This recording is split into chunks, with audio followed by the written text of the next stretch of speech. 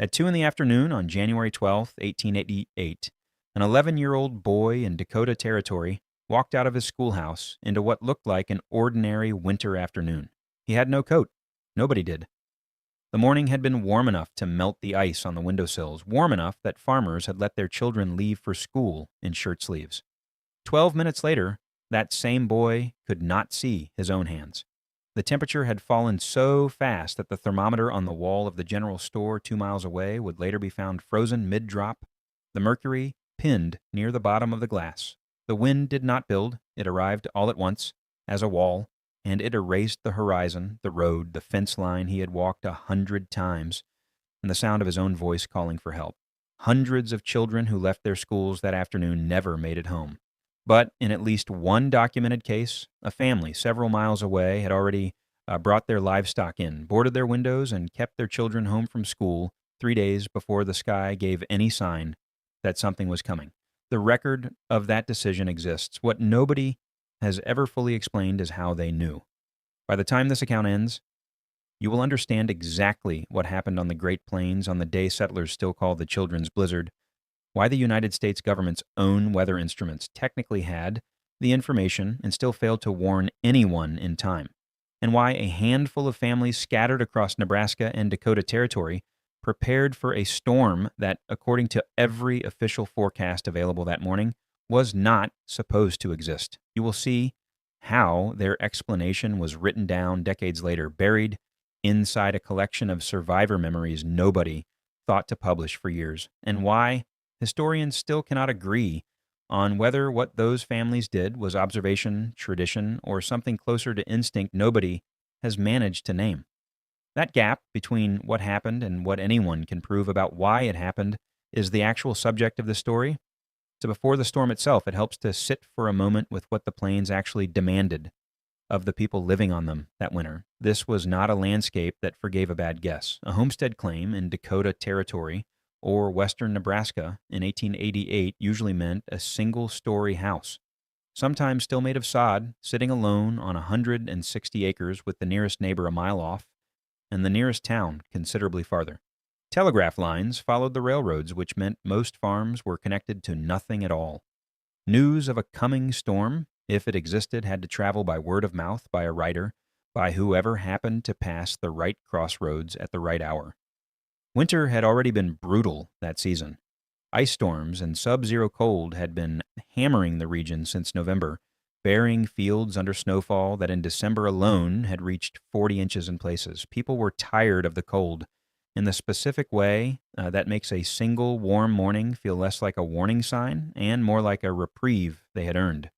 To understand why a warm January afternoon could kill hundreds of people in a matter of hours, you need to understand what the Great Plains actually were in 1888. This was not yet the settled Midwest of paved roads and heated cars. Dakota Territory would not become two states for another year. Families lived on isolated homestead claims, often a mile or more from their nearest neighbor, with schools built as single rooms to serve children scattered across miles of open prairie with no trees, no hills, and almost nothing to break the wind. Weather forecasting existed, but barely, and it belonged to the Army. The Signal Corps issued forecasts from a handful of stations using telegraph reports and barometric readings, and its warnings, when they came at all, arrived far too slowly for a storm that could cross 780 miles in 17 hours. On the morning of January 12th, the air over Nebraska and Dakota Territory had turned unseasonably mild, close to 50 degrees in some places, and after weeks of brutal cold, people did exactly what people do when winter finally lets go of them for a day. They went outside without their coats. They let their children walk to school without mittens. They took the one warm morning of the month as a gift instead of a warning. Somewhere in Montana, an Arctic air mass that had already frozen towns in Alberta and Saskatchewan to nearly 40 below was already moving, and it was moving faster than anything on the plains had a way of tracking. The mechanics of what actually crossed the plains that afternoon help explain why so many experienced people, farmers, who had weathered plains winters for years, were caught with so little time to react. The cold mass had formed days earlier near Medicine Hat, Alberta, and Qu'Appelle, Saskatchewan, both recording violent wind conditions and extreme temperature drops as the system organized. On January 11th, it broke loose and raced south, covering more than 780 miles in roughly 17 hours, a pace far outrunning anything the era's forecasting could track in real time. When it reached the plains the following afternoon, it did not build gradually the way most winter storms did. Witnesses described a dark line on the horizon, then a strange stillness, then a wall of what settlers called ice dust, snow ground so fine by the wind that it behaved less like falling snow and more like powder, driven sideways at speeds strong enough to strip bark from fence posts. That fine texture made it uniquely lethal. People did not simply freeze. Many suffocated, unable to draw a clear breath through air packed with ice crystals, in conditions where a voice could not carry 6 feet. Temperatures that had touched the 40s and 50s that same morning fell as low as 40 below zero in parts of North Dakota within hours, among the fastest and most extreme temperature collapses ever documented in the region. Teacher Seymour Dopp was running his classroom in Pawnee City, Nebraska, when the storm hit at 2 in the afternoon. He made one decision that would be studied for more than a century afterward. He did not send his 17 students home. He kept every one of them inside the schoolhouse, fed the stove with the wood he had stockpiled without quite knowing why he'd stockpiled so much of it, and held them there through the night while the wind screamed against the walls. The next morning, parents dug their way across snowdrifts 5 feet high to reach a building where every single child was alive. But that decision was not universal, and it was not obvious at the time. It needed to be made. In Plainview, Nebraska, teacher Loie Royce tried to lead 3 of her students the 90 yards from the schoolhouse to her own home, a distance she had walked without thinking 100 times before. In the whiteout, 90 yards became an unmarked, undifferentiated wall of ice dust, and the walk very nearly killed all 4 of them. In Great Plains, South Dakota, 2 men tied a rope between a schoolhouse and the nearest shelter and used it to walk terrified children through wind that made it impossible to hear a voice 6 feet away. In Huron, Dakota Territory, where the morning had felt warm enough that children left home without their winter coats, families would spend the next 4 days searching drifts for the ones who never turned up. This was the ordinary experience of the storm. Total surprise, followed by desperate improvisation, followed in far too many cases by loss. What almost nobody was doing that morning anywhere on the plains was preparing. There was nothing yet to prepare for, and that is exactly what makes the exception worth stopping on, because somewhere inside that same landscape of total surprise, a small number of households were already acting like people who already knew.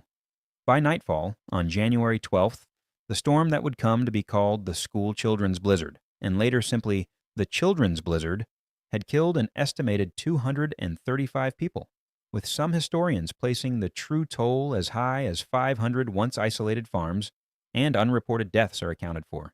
Dakota Territory alone recorded 109 confirmed deaths. Nebraska's toll ran close to 100 more. Minnesota, Iowa, and Kansas absorbed the rest. Cattle froze standing up, still tethered where their owners had left them that morning. Bodies were found weeks later, buried under drifts that had reshaped entire fields, some of them still gripping the fence wire they had tried to follow home. For a generation afterward, survivors carried the physical proof of that afternoon on their own bodies. People who had lost fingers to frostbite learned to hide their hands behind their backs at church gatherings. People who had lost ears wore hats indoors for the rest of their lives. In Nebraska and Dakota, for decades, the date needed no explanation. Everyone over a certain age had a story about where they were on January 12th, and almost everyone had lost someone. The storm itself lasted somewhere between 12 and 18 hours over most of the affected region, followed by smaller local storms that made travel and rescue even harder in the days after. It took the state of Nebraska roughly 2 weeks to fully dig itself out. Rescue parties working through drifts that had reshaped the landscape recovered bodies for weeks.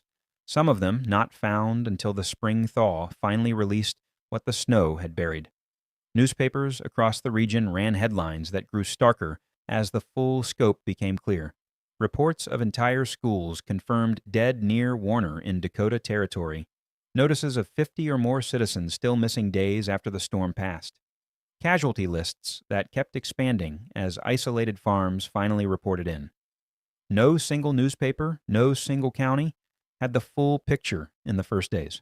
It took weeks for anyone to understand that this had not been a bad local storm, but a disaster stretching from Montana to Texas, one that had frozen the Colorado River a foot thick as far south as Texas and left a scar across the plains that outlasted the generation that lived through it.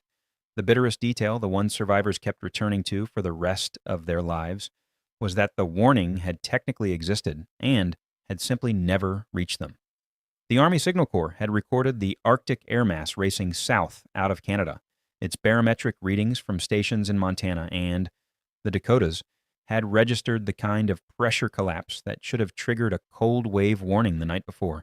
That warning was never issued, whether it was bureaucratic delay, a chain of telegraph offices that closed for the evening, or simple institutional failure to grasp how fast this particular system was moving. The science that could have saved hundreds of lives existed inside a government office and never left it. Families across 2 territories and 3 states went to sleep the night of January 11th with no reason to expect anything but another mild winter day because the one system built to warn them had the information and did not send it. The scale of the loss becomes harder to hold in the abstract once you look at how it was recorded, county by county, in the weeks that followed. In Buffalo County, Nebraska, the 4-year-old son of a settler named Polka was caught outside by the storm and did not survive it. In Burt County, a man named Charlie Gray spent the night lost in the open and died 5 days later from what the storm had already done to him. In Butler County, 10-year-old George Denlinger froze within sight of his own farm, walking the last stretch home from school.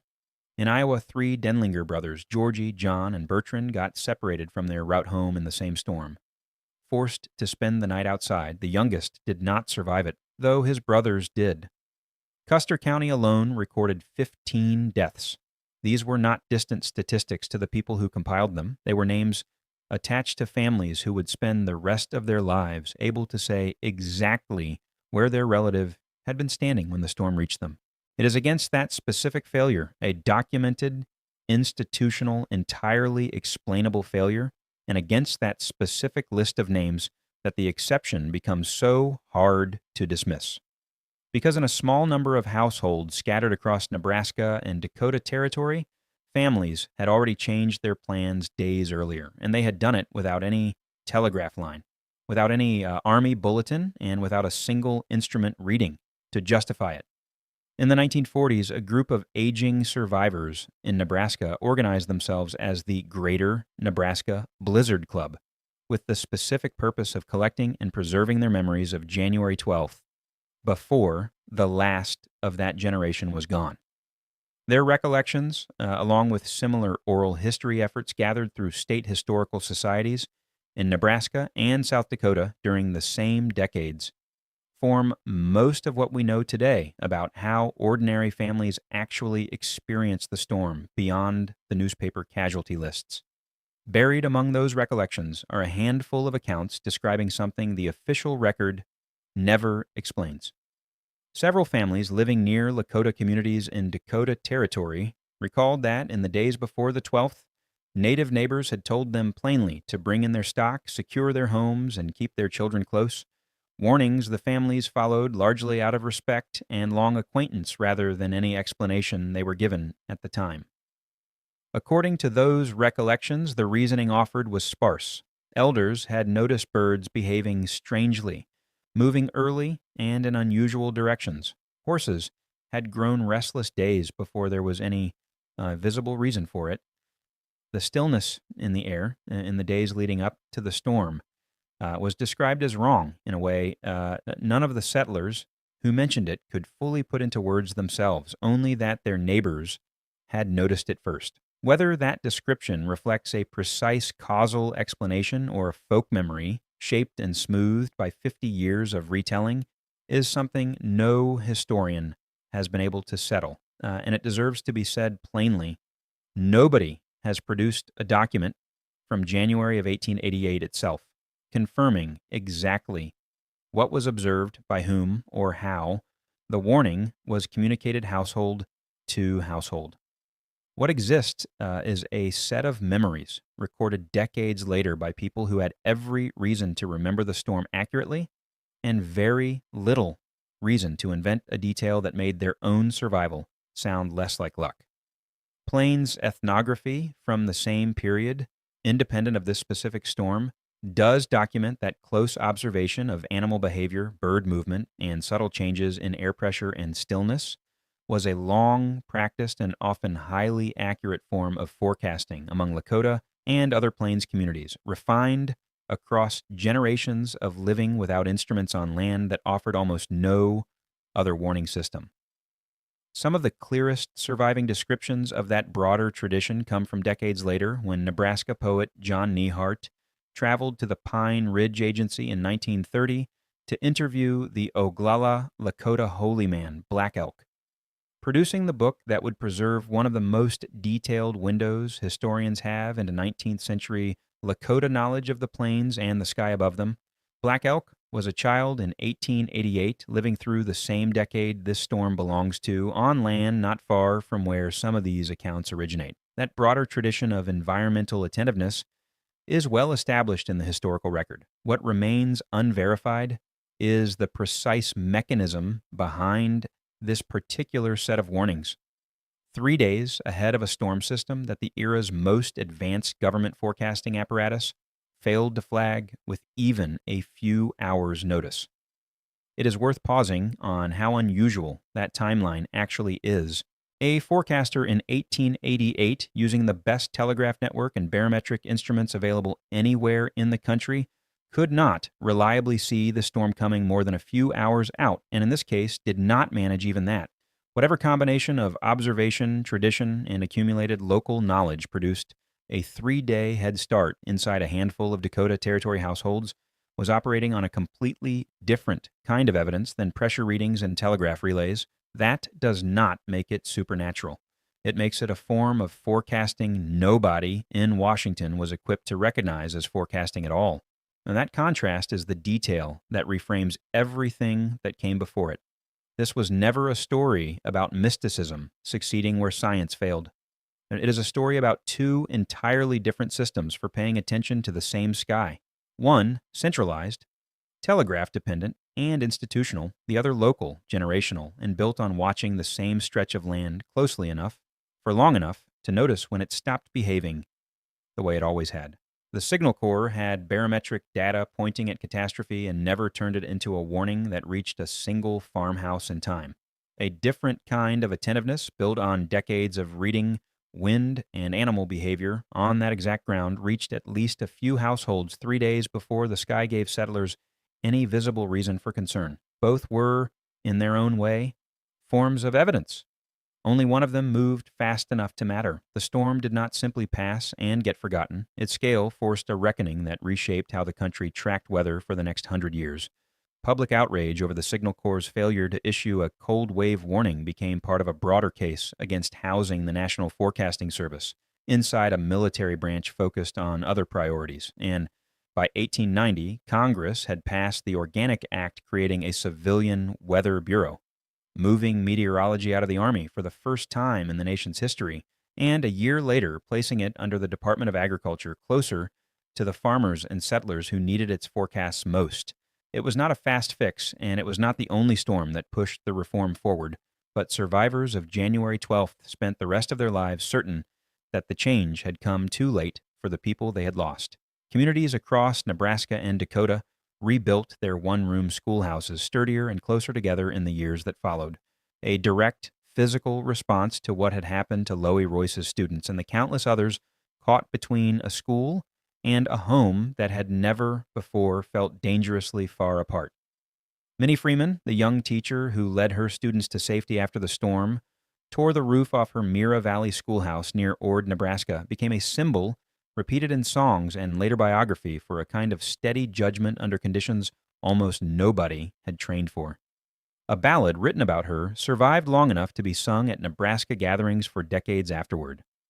Historian David Laskin's account of the storm, published more than a century later under the title The Children's Blizzard, gave the disaster its lasting name and pulled together survivor testimony, including material drawn from those same 1940s recollections into the fullest modern reconstruction of what that single afternoon actually cost. Laskin's research is also where much of the physical toll survives in detail.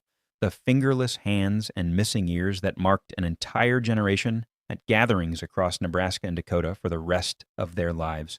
A quiet, permanent roll call of who had been outside when the wall of ice dust arrived. What none of that reconstruction resolves, even now, is the specific question this story keeps circling back to. The Signal Corps' failure is documented, explainable, and by 1890 had already produced institutional reform. The households that acted 3 days early are documented only in memory. Secondhand, gathered long after the fact, describing a form of warning nobody wrote down while it was happening. Both are part of the same 12 hours on the same stretch of prairie. Only one of them still raises a question nobody has closed. There's a pattern that keeps surfacing in stories like this one, whether the setting is a canyon in Arizona, a copper coast on Lake Superior, or a stretch of open Nebraska prairie with nothing between a person and the horizon. It is rarely the absence of a warning that costs the most lives. It is the warning that existed somewhere, in some form, and simply failed to travel far enough, fast enough, to the people who needed to hear it. The instruments the Signal Corps relied on were not wrong. They were disconnected from the households they were supposed to protect by a chain of telegraph offices, working hours, and institutional habits that nobody thought to question until 235 people, and by some counts, many more, had already died.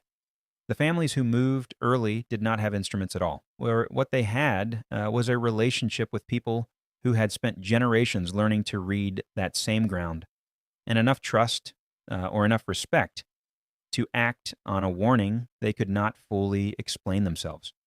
What makes this particular story different from a simple case of bad luck versus good luck is how deliberately both sides tried, in their own way, to prevent exactly this outcome.